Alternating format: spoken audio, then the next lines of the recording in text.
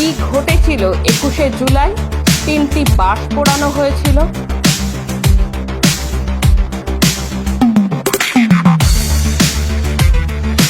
35টি গাড়ি ভাঙচুর হয়েছিল।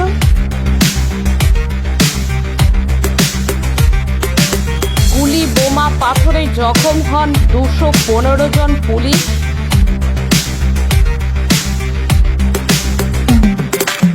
ধর্মতলায় সাংবাদিক মার খেয়েছিলেন।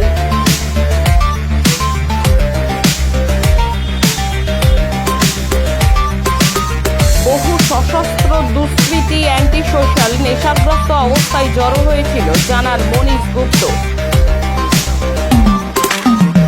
একটি হিংসাত্মক আন্দোলন কেড়ে নিল কিছু মানুষের প্রাণ।